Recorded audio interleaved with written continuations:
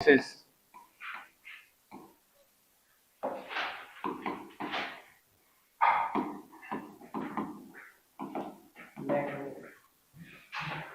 De Broglie hypothesis, De Broglie hypothesis. ठीक ना। De Broglie hypothesis इन्हीं को हम लोग क्या कहता है, De Broglie hypothesis। लिखो इनके बारे में लिखो, लिखो De Broglie hypothesis कीजिए। It is based on the theory of nature love symmetry। Nature love symmetry. Nature को क्या पसंद है, सिमेट्री पसंद है, ठीक है ना। Nature love symmetry. So if इसका फुल स्टॉप कर दो, if radiation behave as matter, if radiation behave as matter, then matter should also behave as, if radiation behave as matter, then matter should also behave as radiation। If radiation behave as matter, then matter should also behave as radiation। Matter can also behave as radiation। तो बच्चों इन्होंने एक formula दिया था, तो इनका formula देख लो, lambda is equals to H by P. Lambda is equals to H by P, H by P. P क्या है यहाँ पे, मोमेंटम है। लैम्डा क्या है, वेवलेंथ। एच आपको पता है, बस ये पी क्या है, एमवी है। एमवी यानी मोमेंटम है, पता है ना आपको। मोमेंटम फिजिक्स में एम मास इंटू वेलोसिटी यानी KG metre per second momentum है। ये क्या है, मोमेंटम। इसकी यूनिट क्या होगी, KG metre per second, KG metre per second momentum है। Lambda equal to H by P, KG metre per second, KG metre per second. देखो बच्चों इधर इन्होंने क्या किया था, वेव और पार्टिकल नेचर को एक साथ जोड़ा था। तो देखो वेवलेंथ किसकी प्रॉपर्टी है, वेव नेचर की। अरे वेव वेवलेंथ रखता है ना, और मोमेंटम कौन रखता है, पार्टिकल रखता है। तो देखो इधर वेव नेचर और उधर कौन सा नेचर है, पार्टिकल नेचर। तो दोनों को इन्होंने एसोसिएट किया था। अब इसका प्रूफ क्या है, तो इसको प्रूफ भी किया था बाद में उन्होंने आइंस्टीन का सहारा लेके। तो इसमें लिख लो proof of de Broglie hypothesis. तो मैं डायरेक्ट प्रूफ लिख रहा हूं, तो इसी के अंदर पढ़ रहे हैं तो प्रूफ उन्हीं का होगा। तो बच्चों according to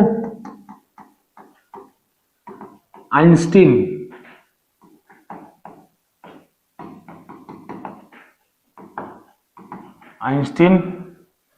mass energy equivalence,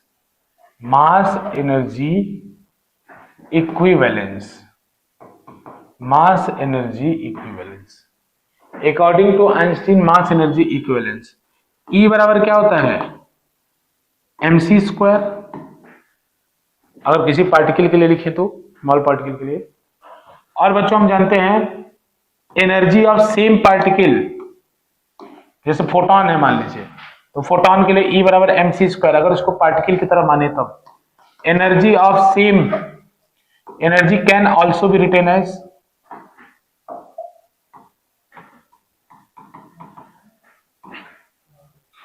E बराबर एच सी बाई लैम्डा। ये गधे तुम्हारी हालत सबसे खराब है, तुम सबसे मौज कर रहे हो। तो जो सेकेंड, फर्स्ट और सेकेंड को इक्वेट कर दो। From equation first and second we have, क्या हमें मिला, mc square is equals to H C by lambda. C से सी एक कैंसिल हो जाएगा, तो बच्चों यहां से मिल गया lambda is equals to H upon mc। Hence proved. C क्या है, स्पीड ऑफ लाइट, तो mass into speed of light, तो ये प्रूफ हो गया एक तरीके से। तो यही h बाई पी हो गया, lambda equal to H by P.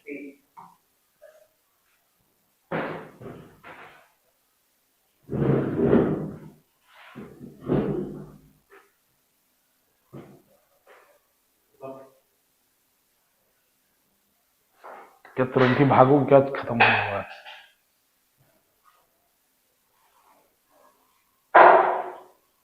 ठीक है, ये डी ब्रॉगली हाइपोथेसिस का था। अब बच्चों इन्होंने, जैसे आप लोग अगर भाग रहे हैं तो आप अपने अंदर से भी कितना वेव निकल रहा है वो निकाल सकते हैं। जैसे आप भी भागेंगे तो आपके अंदर से भी एक वेव निकलेगी, उसका अगर कैलकुलेशन करना है कि उसका वेवलेंथ कितना होगा, तो P equal to m into V है। जिस वेलोसिटी से भाग रहे हो वो डाल दो और m डाल दो। बहुत छोटी वैल्यू आएगी क्योंकि h की वैल्यू 10⁻⁻34 है। तो आप में जो वेव बनेगा बहुत प्रभावी वेव नहीं होगा, लेकिन अगर इलेक्ट्रॉन हो जो बहुत छोटा है तब आपको अच्छा खासा वेव देखने को मिलेगा। समझ में आया ना? तो इलेक्ट्रॉन भी एक वेव होता है, इससे प्रूफ होता है। ठीक है, लिख लिया? चलिए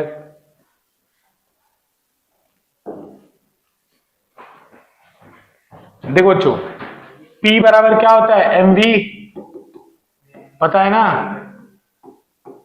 क्या?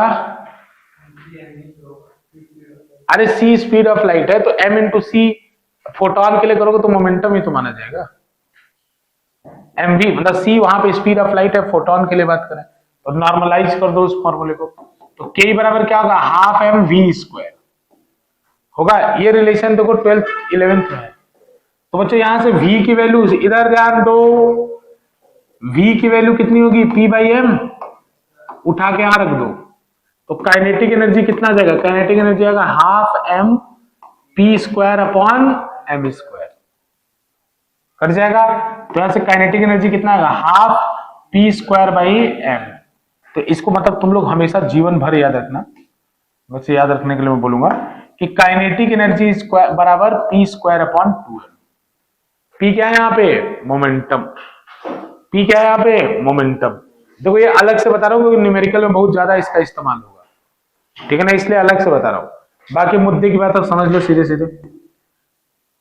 ये पहले भी एक बार हो चुका है मेरे को जहां तक याद आ रहा है।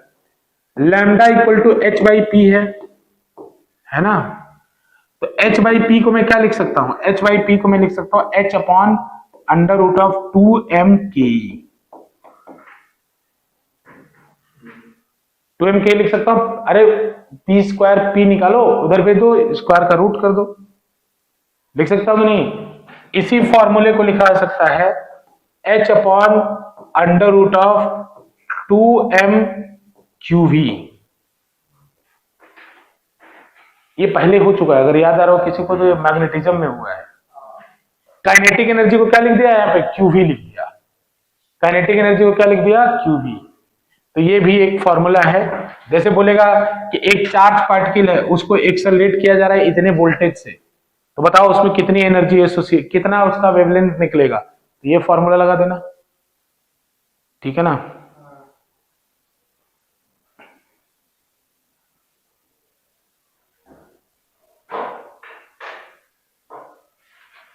अब इसका ग्राफ है,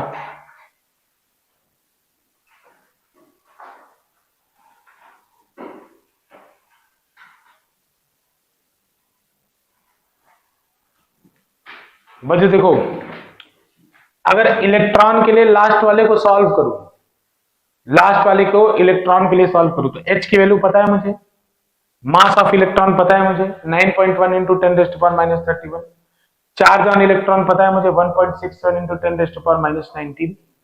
तो अगर इन सब को सॉल्व कर दूं तो सब कुछ खत्म हो जाएगा, केवल v बचेगा। तो उसका फॉर्मूला निकल के आता है, याद रखना, डायरेक्ट न्यूमेरिकल में इस्तेमाल करेंगे। Lambda is equals to 12.27 upon root v angstrom. बस एक बार चेक कर लेना, हाँ ठीक है, 12.27 upon root v into angstrom. सब कुछ सॉल्व वॉल्व करके फाइनल निकाला गया है। m की वैल्यू डाल दी, h की वैल्यू डाल दी, e की वैल्यू डाल दी, v की वैल्यू डाल दी, तो बच गया q की वैल्यू डाल दी तो v बच गया। बाकी सबको सॉल्व करके यहां 12.2 से, अब जैसे बोले an electron is accelerated by 100 volt, then find the wavelength associated with this electron. तो यहां रूट v की जगह बस डायरेक्ट क्या देना 100, तो 100 का स्क्वायर रूट क्या आएगा 10, 10 ऊपर चला जाएगा, कितना आएगा 1.227 एंगस्ट्रॉम आंसर। अब इतना इसमें सॉल्व करोगे जिंदगी खराब हो जाएगी तुम्हारी। ये बोर्ड के लिए तो बता रहे हैं, फॉर एनसीईआरटी में लिखा हुआ है फॉर इलेक्ट्रॉन, ठीक है ना, इलेक्ट्रॉन लिखा हुआ है, ठीक है ना, एन। एक फॉर्मूला और होता है इसका, ग्राफ देख लो बच्चों, ग्राफ कैसा होगा। देखो कॉमन सेंस की बात है, ग्राफ अगर आपको बनाने को बोला जाए तो देखो दो तरीके का ग्राफ बनाने को बोल सकता है। एक बोलेगा लैम्डा और 1/√ke का ग्राफ बनाओ, 1/√ke का ग्राफ बनाओ, तब तो स्ट्रेट लाइन आएगा, स्ट्रेट लाइन आएगा। 1/√ke बना रहा हूं ना, अरे 1/√ke बना रहा हूं भाई, ग्राफ एक्स एक्सिस पे देख तो लो क्या लिया है। तुम्हारी बात मैं समझ रहा हूं, अगला ग्राफ मैं वही बनाने वाला हूं जो आप बना बोल रहे हो ना, अगला ग्राफ मैं वही बनाने वाला हूं, लेकिन दोनों बता रहा हूं, ऐसे वाला ग्राफ भी आता है और वैसे वाला भी आता है, जो आप बोल रहे हो वो भी आता है। इसका स्लोप क्या होगा, तो इसका स्लोप होगा, इसका बच्चों थीटा स्लोप, तो थीटा क्या होगा, तो देखो ये y बराबर mx है ना इक्वेशन, इस वाले को देखो यहीं पे लिख दे रहा हूं, लैम्डा इक्वल टू कितना लिख सकता हूं, h/√2m इंटू 1/√ke। अरे तो ये y हो गया, ये m हो गया, ये x हो गया, हुआ कि नहीं हुआ, देखो लास्ट वाला 1/√ke x मान लिया ना उसको, उसी को x मान लिया, क्या हुआ क्रिस, बुद्धि फेल हो गया ना, क्या फेल हुआ बताओ। अरे भैया माना है, देख लो यहां वैसा माना है, 1/√ke और लैम्डा के बीच का ग्राफ प्लॉट किया, तो tan थीटा यानी थीटा कितना है, थीटा दिया तो tan थीटा कितना आ जाएगा, tan थीटा मतलब स्लोप कितना आएगा, h/√m √2m,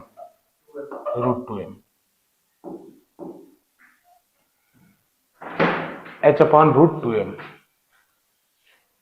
अरे समझ रहे हो नहीं, कोई बड़ी बात नहीं किया, देख लो अगर ध्यान से, y बराबर mx किया है बस, फिजिक्स में कुछ नहीं, अगर तुम ध्यान से समझते चलोगे तब। ये मत याद करो डायरेक्ट, कुछ भी याद ही मत करो, इसमें याद करने वाला बस ये याद करो, बाकी ये सब तो तुम एक बार h/p समझ लो तो उससे आ ही जाएगा। p की जगह क्या रख दिया, √2m के। अब बताओ 1/√v का ग्राफ बना था तो भी तो ऐसा ही बनता, अरे बस k की जगह यार √v हो जाता तो स्लोप कितना आता, h/√2m³, ये ग्राफ ये आता, स्लोप आता।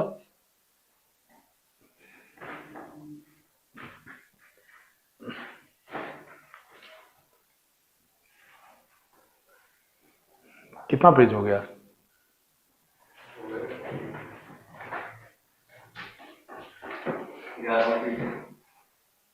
दो घंटे हो गए कंप्लीट लेक्चर भी, रिकॉर्डिंग में भी 2 पेज हो गए। इधर चलो, इधर कंपटीशन मत करो, इधर अब इधर इधर इधर देखो, अब जो कह रहा है अमन वो ग्राफ बनेंगे, λ√v का ग्राफ, लैम्डा और √ke का पहले बना लो, लैम्डा और p का बनाओगे पहले, पहले p का बना लो, लैम्डा और p का बना लो, तो बच्चों लैम्डा इक्वल टू क्या होगा, h/p, लैम्डा इक्वल टू कितना होगा, h/p। अब ध्यान से सुनो, अगर p की वैल्यू 0 होगी तो लैम्डा की वैल्यू क्या होगी, इंफिनिटी, यानी अगर यहां 0 जाओगे तो इधर ग्राफ इंफिनिटी पे शुरू होगा, 0 पे जाओगे तो इंफिनिटी पे शुरू होगा ना, और अगर लैम्डा की वैल्यू 0 कर दोगे, अगर लैम्डा की वैल्यू 0 कर दोगे तो p की वैल्यू कितनी आएगी, इंफिनिटी। अरे p बराबर h/λ हो जाएगा ना, तो अगर लैम्डा को 0 करोगे तो p की वैल्यू कितनी आएगी, इंफिनिटी। क्या हुआ क्रिस, कॉन्फिडेंस पे रहो, तो लैम्डा की वैल्यू 0 करोगे तो p की वैल्यू क्या आएगी, इंफिनिटी। देखो लैम्डा 0 हो रहा है इधर, तो p किधर जाएगा, इंफिनिटी, तो ग्राफ कैसा जाएगा, ऐसा ग्राफ जाएगा, इस तरह का ग्राफ जाएगा। देखो एक बढ़ेगा तो दूसरा घटेगा, इनवर्स ग्राफ है ना, इनवर्स, इसी को तो रेक्टेंगुलर हाइपरबोला कहते हैं। ये किसका ग्राफ है, xy इक्वल टू c का, c², इसका ग्राफ है, एक बढ़ेगा तो दूसरा घटेगा, ठीक है बच्चों। इसी तरह से ग्राफ प्लॉट कर सकते हो, लैम्डा और √ke का बात बराबर है सेम, 1/√ke रहता तो स्ट्रेट, लेकिन ऐसा है तो ऐसे ही इसी तरह ग्राफ प्लॉट कर लो, मजाक कर लो, ये ग्राफ प्लॉट करो लैम्डा और रूट वी का, सेम बना लो।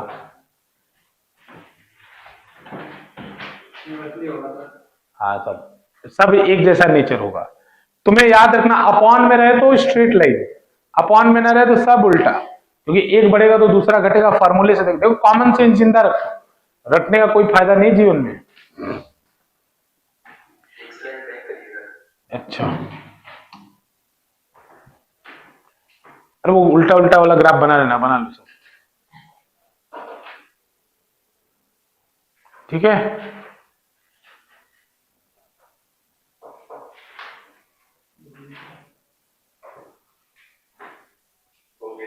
ठीक,